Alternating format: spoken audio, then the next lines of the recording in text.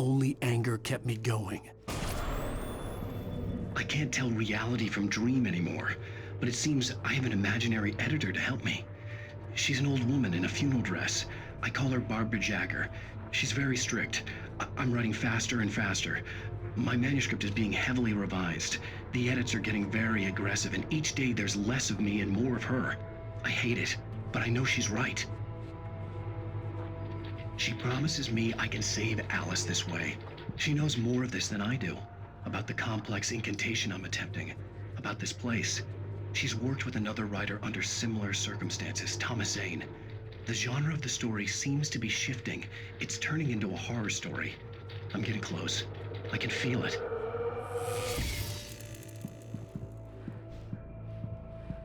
Rose took a day from me. I had less than 12 hours left to meet the kidnapper. All I could do was get Barry into the car, work something out once I got on the road. Welcome to the Oh Dear Diner. What can I get you today? Coffee? I couldn't work up much hate for Rose. Something had used her to get to me and left its mark.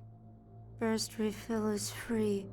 Milk and sugar on the counter there. Would you like to hear today's specials? Thank you. A nice day.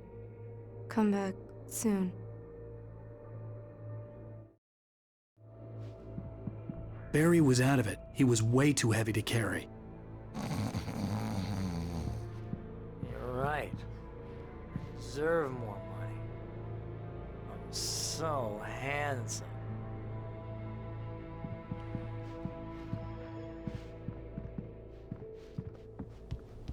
My gun and flashlight were gone. I'd have to find a way to get Barry into the car as quickly as possible. There was no time to waste. Mr. Randolph liked Rose. That little smile she had. How she was still sweet when life had tried so hard to make her bitter. It wasn't any of his business what she did in her trailer. But those strangers, the writer and his smart-ass sidekick, looked like trouble. And they'd been in there for hours, way past her normal bedtime. He reached for the phone and called the sheriff's station.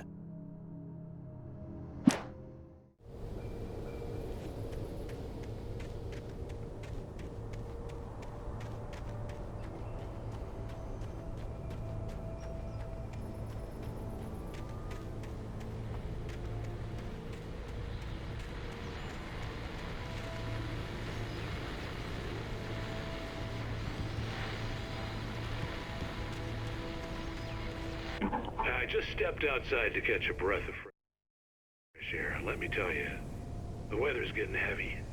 Nights like this make me especially glad I'm here talking to you and not home in bed. Once the weather takes a turn like this, I can't sleep at all. It's all tangled bed sheets and dark thoughts, punctuated by the occasional plunge into nightmare. Is it just me? Well, perhaps it is. But I hope I can make the night a little bit easier to get through. Caller, you're on KBF FM. Hey, Pat, it's Walt Snyder. What's on your mind, Walt? Well, I am the way you are, but, I can't sleep either, you know? I just been staring out the window here, trying to make sense of it all, but, I ain't been drinking either, you know? Well, you sound like a man with a problem, Walt. I had argument with Danny. You know, Danny, and, then I got in trouble with the law, you know, and, I'm just, well... I heard something like that, Walt. Yeah, well, you know, Danny's my best friend, and, they let me on bail today. And now I'm just alone here at the window, you know, waiting. Man, and there's something in the air tonight, man. I was just outside looking up at the sky above our broadcast tower thinking the same thing. What are you waiting for, Walt? I don't know. You know, something's gonna happen. You know, I think I better go. Well, Walt, maybe... No, thanks, Pat.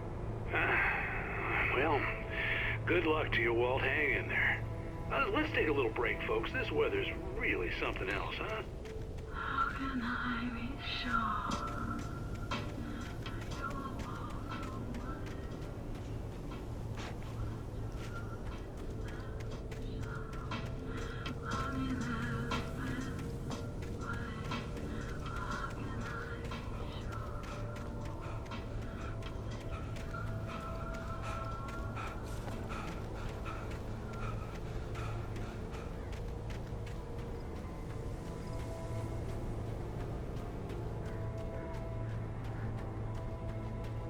Oh, you're gonna get it now. God knows what you've done to that poor girl. This is Agent Nightingale, FBI! Get him up, Hemingway! You're under arrest! You move a muscle, I'll unload right in your goddamn face! Stay right where you are, Spillane!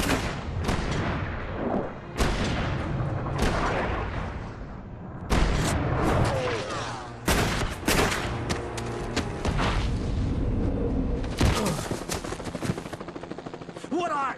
I'm standing right here, you goddamn maniac!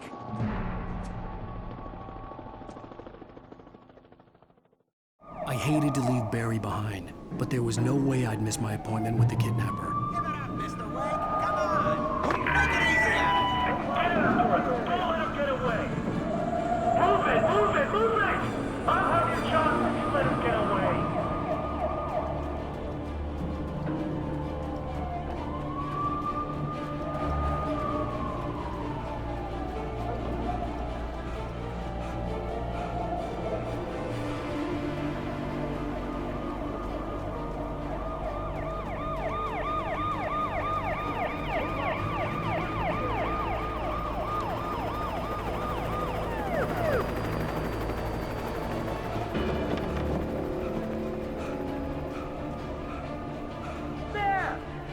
We have the suspect in sight. Okay, Ben. Keep your eyes peeled. He's gonna try to make it through here. Oh, damn. This way. Over here. I don't see you.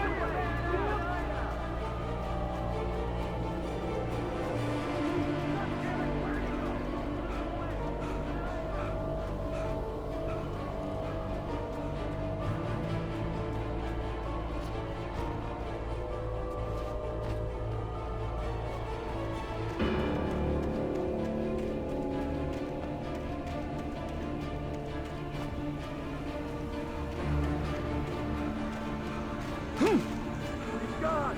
Come on, guys. We need to head him off. For decades, the darkness that wore Barbara Jagger's skin slept fitfully in the dark place that was its home and prison. It was hungry and in pain. It dreamed of its nights of glory when the poet's writing had called it from the depths and given it a brief, terrible taste of power and freedom. The rock stars had stirred it from the deep sleep the poet had sunk it back to in the end. When it sensed the rider on the ferry, it opened its eyes.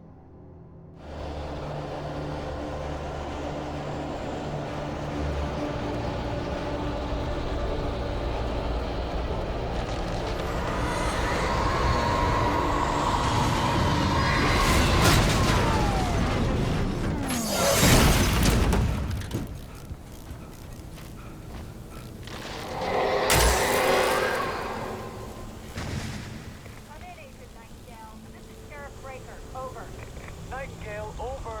What on earth is going on? My deputies tell me you fired at Wake and he didn't have a gun. You almost hit a civilian instead. Over. Sheriff, Wake's running. I'm giving chase. I don't have time for this. Well, make the time. You can't just go shooting at people in my town. Over. I'm a federal agent pursuing a fugitive. You want to discuss my methods, Sheriff? Make an appointment. Over. You stay right where you are, Agent Nightingale. I'm on my way. Out.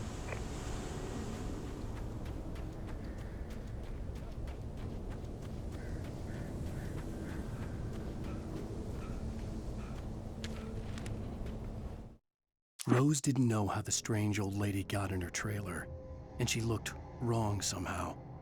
The woman showed her teeth in an approximation of a smile and traced a finger down Rose's cheek. "Pretty girl," she said. Rose felt as if she was falling asleep, but her knees didn't buckle. The crone spoke in a whisper, her words ice cold and dark in Rose's ear.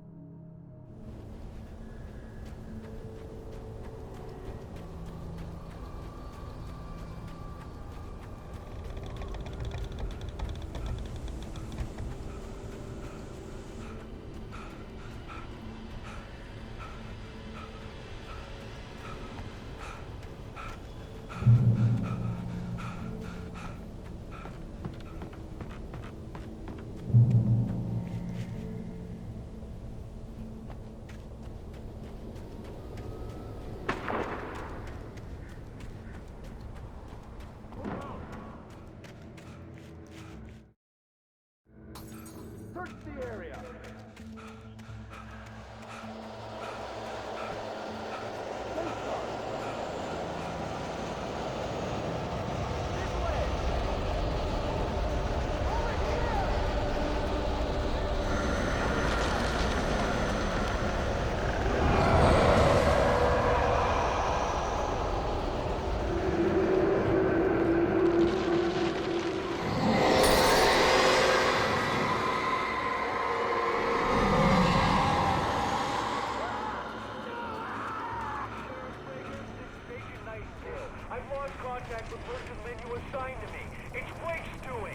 This horror was everywhere I went, circling me. The cops didn't stand a chance. They were after a writer, not a monster. He's the guy we're chasing. If it's not him, who then? Bigfoot? Over. I don't know yet, but I'm not in the habit of jumping to conclusions. That tends to come back and bite you in the ass. Out.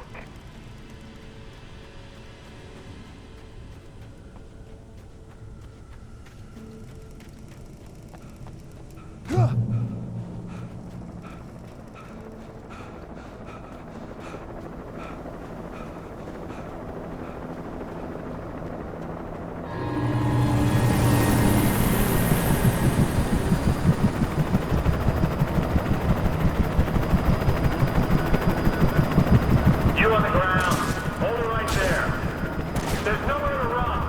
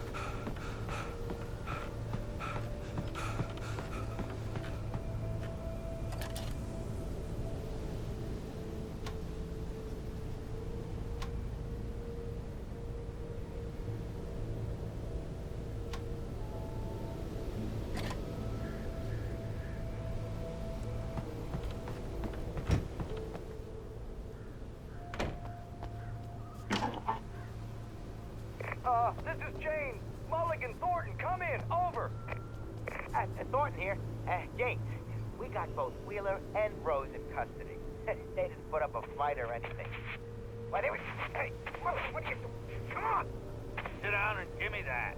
James, Mulligan here. Over. Go ahead, Mulligan. Over. We got Wheeler and Rose here. Wheeler's drunk or hopped up on something.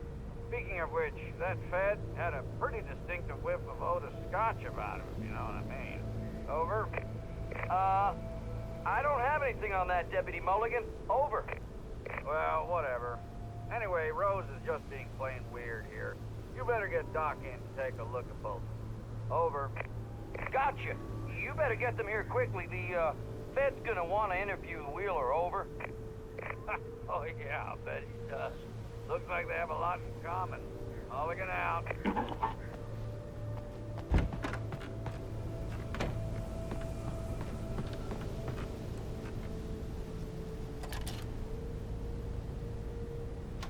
I could see the lights of the radio station in the distance.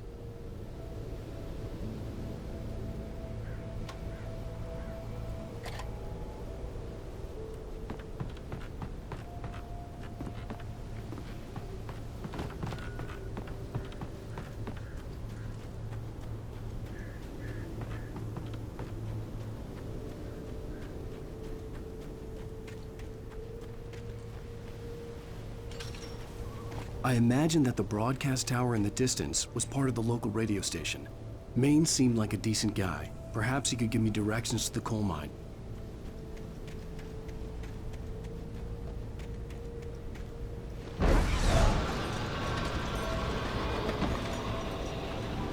Unnatural shadows clung to the gate.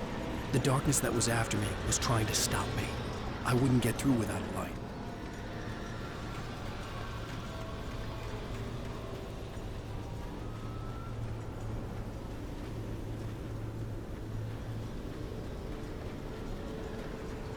There was no power to the searchlight.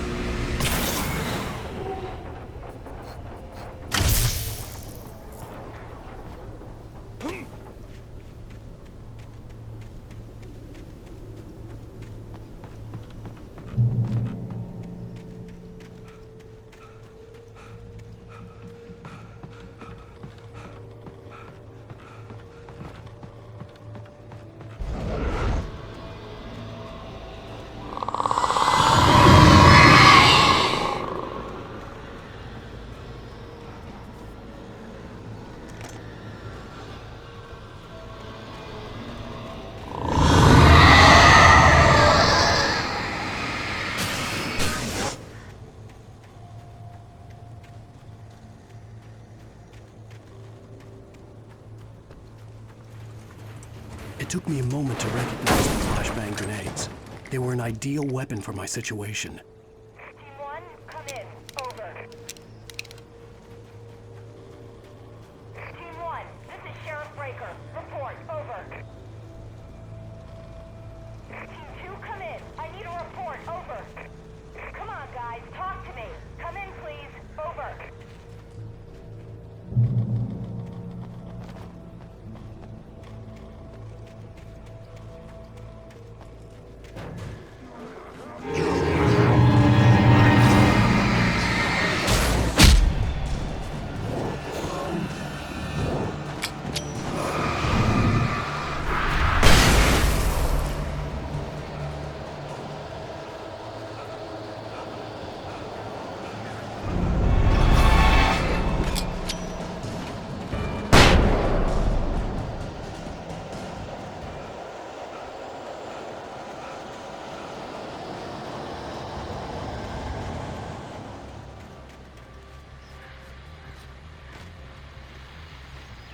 And here's another call. You're on KBFFM with Pat Maine. It's Milt Peabody, Pat. What's on your mind, Milt? Well, I live near the trailer park, Pat, and there's a big ruckus going on over there. Well, that's just up the road from me, too. What's going on, do you know? I don't know, but there's a bunch of police cars there, lots of sirens, a helicopter buzzing around, and I think I heard some gunshots. Gunshots? Yes, sir, like from a pistol. So can you find out what's going on? Because it's just next door and they're popping off guns there. They're still shooting? No, it was maybe 10, 15 minutes ago. It sounds serious, Pat. I'm telling you, it don't sound like no party. I'm certainly going to give the station a call, Milt. Okay. You'll hear it here as soon as I hear from them. Okay, thanks.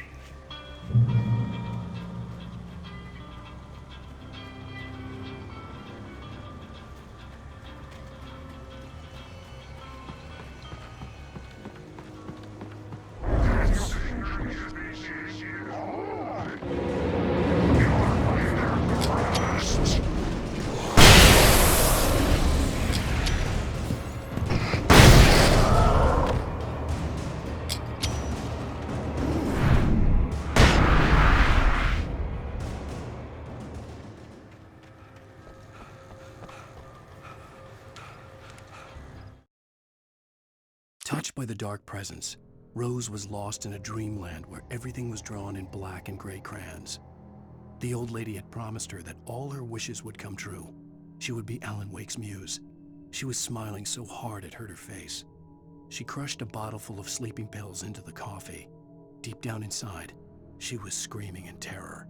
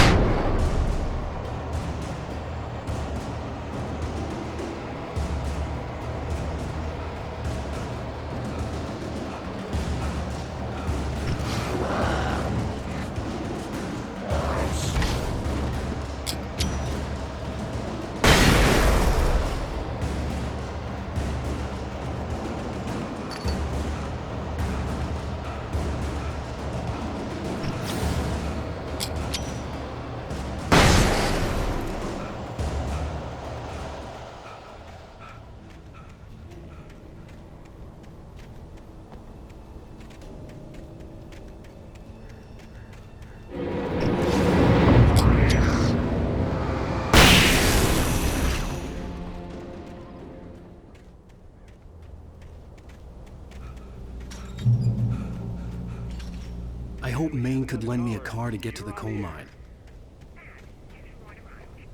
Why, hello, Lorna. What do you have for us?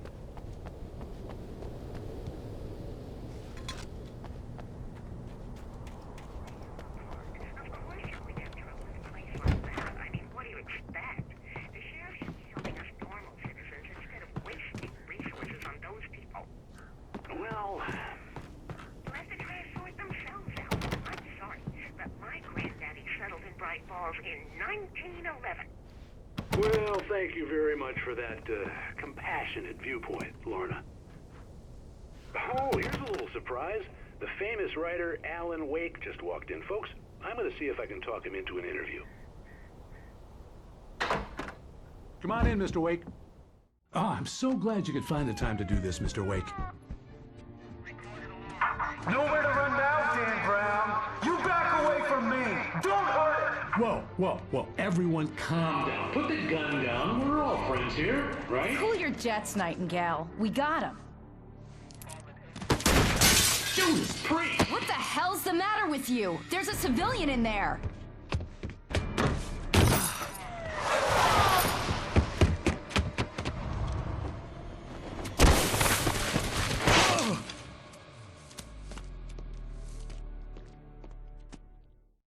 I'll get you yet, even if it kills me. You hear me? You hear me, H.P. Lovecraft? I had fallen off so many cliffs it was ridiculous. That's what you get for naming a book The Sudden Stop. It was probably good I hadn't had the chance to tell Maine where I was going. I'd have to lose the cops and find my own way to the mine.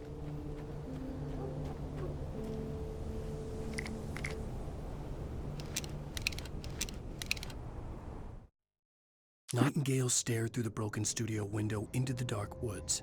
He turned around, started to walk out, but Maine grabbed his arm. "Young man, you almost shot me. You don't shoot off rounds at people like that. What's the matter with you?" Nightingale shook his arm free, marched out. His cheeks burned with rage and humiliation.